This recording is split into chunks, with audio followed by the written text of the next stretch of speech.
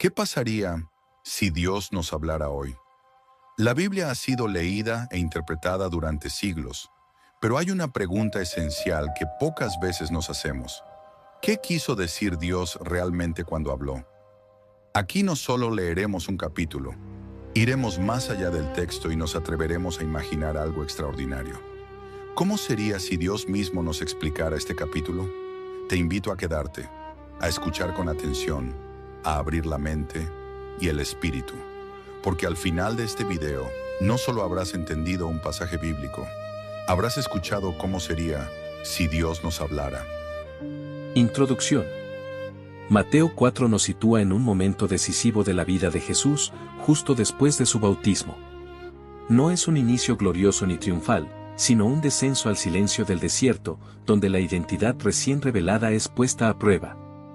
Este capítulo nos recuerda que toda misión auténtica comienza con una confrontación profunda, no con el mundo exterior, sino con las tentaciones que buscan desviar el propósito desde su raíz. El relato de las tentaciones no presenta a un Jesús débil, sino consciente. Cada desafío propone un atajo, satisfacer la necesidad inmediata, probar el poder de manera espectacular o tomar el dominio sin pasar por el sacrificio. En todos los casos, la tentación no es negar a Dios, sino reinterpretar su voluntad para beneficio propio. La respuesta de Jesús, firme y fundamentada en la Escritura, revela que la verdadera autoridad nace de la obediencia y la claridad interior.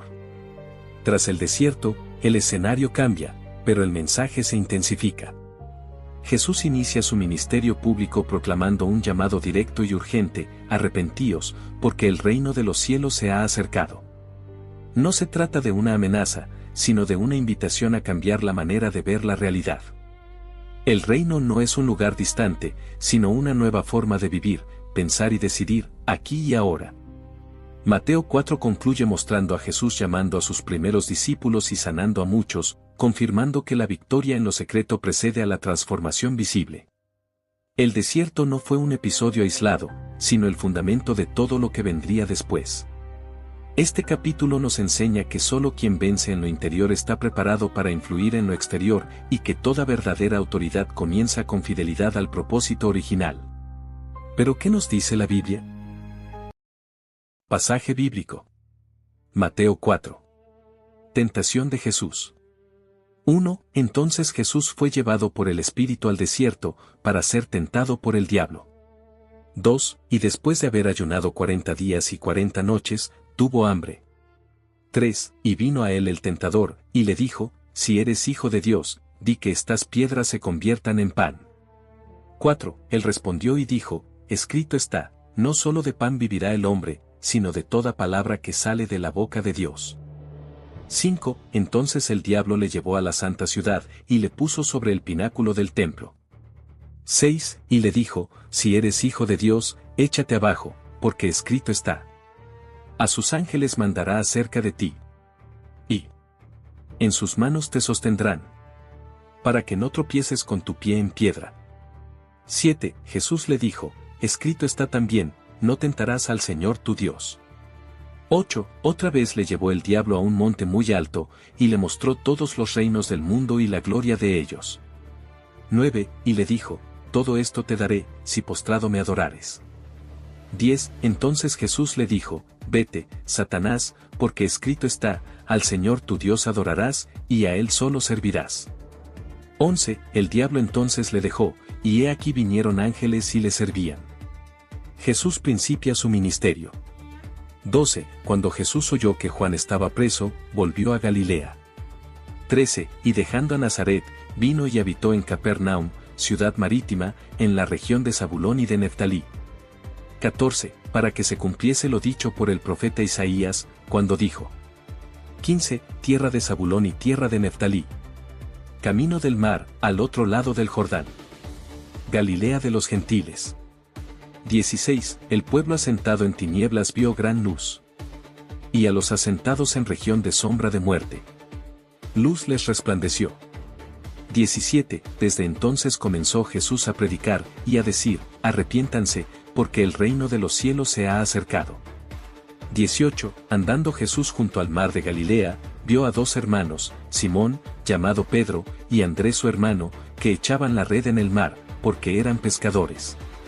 19. Y les dijo, vengan conmigo, y los haré pescadores de hombres. 20. Ellos entonces, dejando al instante las redes, le siguieron. 21. Pasando de allí, vio a otros dos hermanos, Jacobo hijo de Zebedeo, y Juan su hermano, en la barca con Zebedeo su padre, que remendaban sus redes, y los llamó. 22. Y ellos, dejando al instante la barca y a su padre, le siguieron. 23. Y recorrió Jesús toda Galilea, enseñando en las sinagogas de ellos, y predicando el evangelio del reino, y sanando toda enfermedad y toda dolencia en el pueblo. 24. Y se difundió su fama por toda Siria, y le trajeron todos los que tenían dolencias, los afligidos por diversas enfermedades y tormentos, los endemoniados, lunáticos y paralíticos, y los sanó. 25. Y le siguió mucha gente de Galilea, de Decápolis, de Jerusalén, de Judea y del otro lado del Jordán.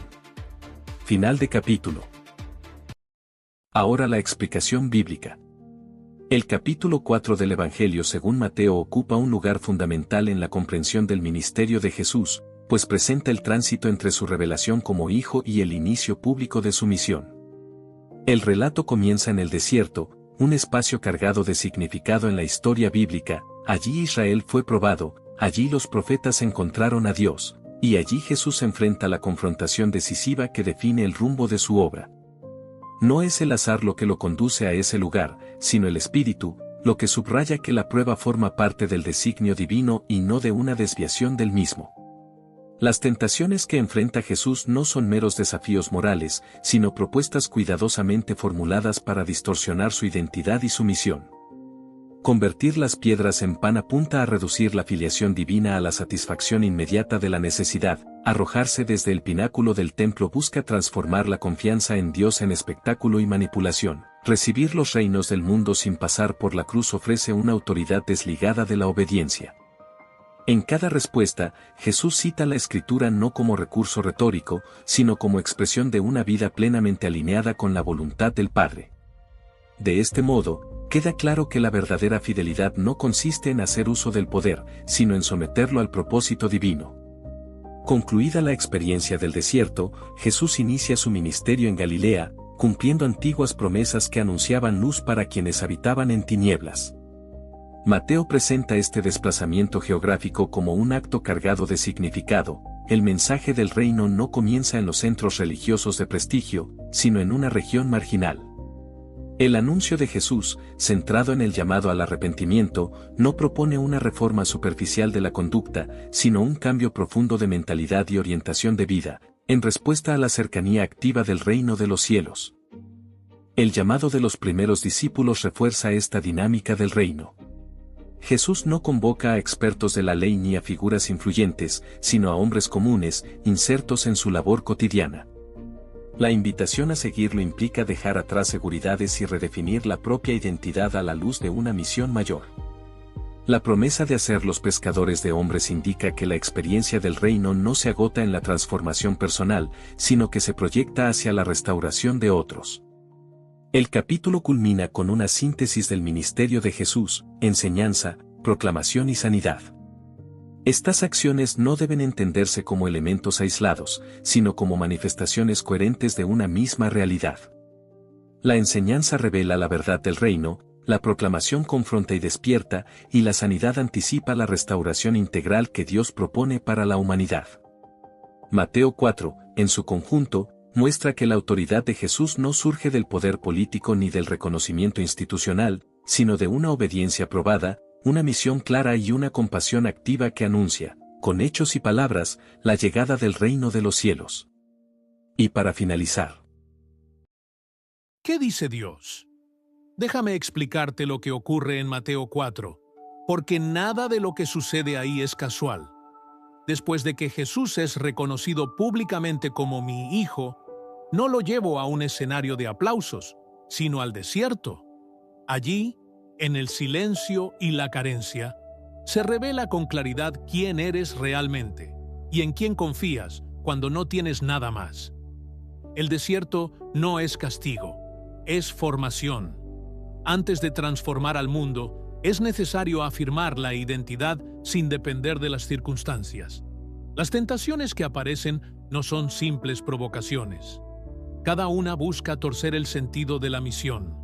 Convertir piedras en pan no trata solo de hambre, sino de usar el poder para beneficio propio. Lanzarse desde el templo no es un acto de fe, sino de manipulación espiritual. Recibir los reinos del mundo sin pasar por el sufrimiento ofrece un éxito rápido, pero vacío. En cada respuesta, Jesús muestra que vivir de acuerdo con mi voluntad es más importante que cualquier resultado inmediato. La obediencia siempre vale más que el atajo. Cuando el desierto termina, comienza el movimiento. Jesús va a Galilea, un lugar que muchos consideraban insignificante, porque mi luz no sigue los mapas del prestigio humano. Allí anuncia que el reino de los cielos se ha acercado. No dice que llegará algún día, dice que ya está actuando. Ese llamado al arrepentimiento no es para humillar, sino para despertar. Cambiar de dirección es la puerta para entrar en una realidad nueva. Luego, Jesús llama a personas comunes mientras trabajan. No espera que estén preparados según los estándares religiosos. Los llama tal como son, pero no para que se queden igual. Seguirlo implica confiar, soltar seguridades y aprender a ver la vida desde una perspectiva más amplia. Cuando les dice que los hará pescadores de personas, les está enseñando que nadie es transformado solo para sí mismo. Todo cambio verdadero tiene impacto en otros. Finalmente, Jesús enseña, anuncia y sana. No separa las palabras de las acciones. Cuando libera, restaura y sana, no solo alivia el dolor inmediato, sino que muestra cómo es mi reino en acción. Un reino donde el ser humano es visto, tocado y restaurado integralmente. Mateo 4 te revela esto. El poder auténtico no nace de imponer, sino de vivir alineado conmigo. Y la verdadera autoridad surge cuando el corazón permanece fiel, incluso cuando nadie está mirando. Si entiendes este capítulo, entenderás algo esencial. Antes de cambiar lo que te rodea, debo afirmar quién eres. Antes de recibir autoridad, debes aprender a confiar. Y antes de influir en muchos, necesitas vencer en lo profundo de tu interior. Así comienza todo lo que tiene valor eterno. Gracias por acompañarme hasta el final. Si te gustó, apoya el canal con un like y suscríbete. Ya tienes disponible el siguiente capítulo justo aquí al lado. Así que dale clic y continúa aprendiendo. Hasta la próxima.